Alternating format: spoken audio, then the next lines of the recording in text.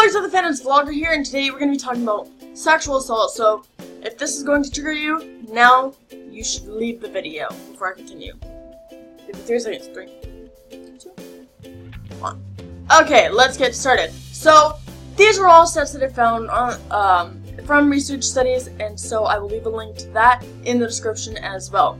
So, did you know that every 2 minutes an American is sexually assaulted, and that leads to at least 290,000 victims per year, which is absolutely horrifying. And did you know that 54% of those are 18 to 34 years old, while 28% are 35 to 64 years old, and that is just horrifying. I mean, yeah. And in terms of women versus men, 1 in 6 women are victims of sexual assault or attempted sexual assault, rape included. And as of 1998, an estimated 17.7 million American women have been victims of attempted or completed rape. And in college, female college students 18 to 24 are 3 times more likely to be assaulted than non-students of the same age, probably because of frats and the rape culture that is in colleges and the unreported sexual assaults. And for the men, 1 in 33 men have been victims of sexual assault or attempted sexual assault. And as of 1998, 2.78 million men in the United States have been victims of attempted or completed rape. Now, I say this because a lot of times feminists and activists get told, oh, but men get raped too, and that's true. But they don't get raped as much, and they're often taken less seriously, which is absolutely horrifying. And that's probably due to, like, victim blaming and shit like that. And I can talk about that later.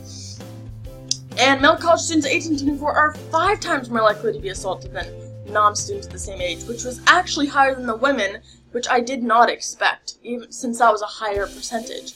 And for the queer community, 21% of transgender, genderqueer, and non-conforming, non-binary college students have been sexually assaulted, compared to 18% of non-queer females and 4% of non-queer males, which is probably with the thought in mind that they can fix queer people, and that's not a thing.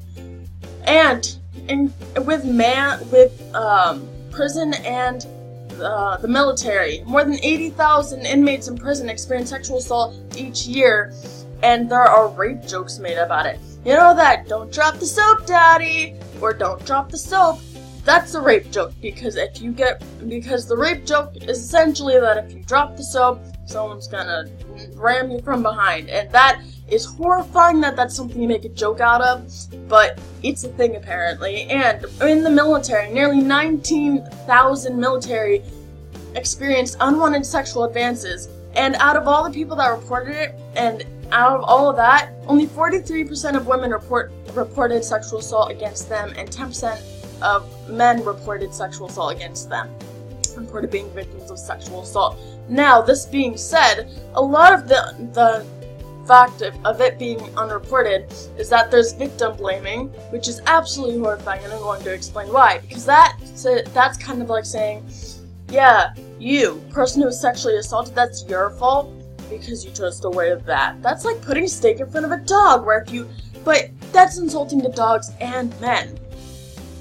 Because if you train a dog not, like, to sit and stay, when you say sit and stay, even if there's a steak in front of it, it's going to sit and stay. That's insulting to dogs. So if even dogs can control their lust for meat, when you tell them to stop, and you say no, men can do it too. And for the men who don't report it, that's because a lot of times men are seen as always wanting sex, and they're not seen as being capable of being sexually assaulted, and they're taken less seriously than even the women, and women are treated like, oh, well, if you ever watch a crime show and it's a rape victim or a sexual assault victim, people will ask, well, what were you wearing?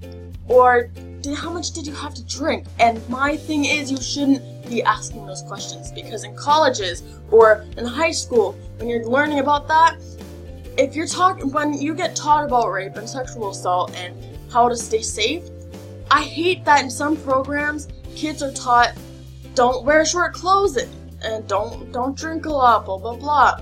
The only time that drinking should be brought in is if they're saying don't get alcohol poisoning. Because if you want to drink, that does not mean it's okay for someone else to sexually assault you. That does not take the blame. And besides, when you are saying don't dress short, if you dress safer, then they won't go after you. That just means you're saying go for another woman, go for another male, go for another victim. And it's horrifying that we have that mindset. It's absolutely disgusting. But it's our culture. So, I'm gonna leave it off here. I hope this kind of gave you some insight to the rape culture and the sexual assault culture that we have and in this country. So, if you like this, subscribe if you'd like some more. I do make videos twice a week, Monday, Wednesday. If you have someone who you think needs to see this, please share it with them. I'm sure they would appreciate it as well. Without further ado, have a good day. Don't forget to jump for more, and I will see you in the next video.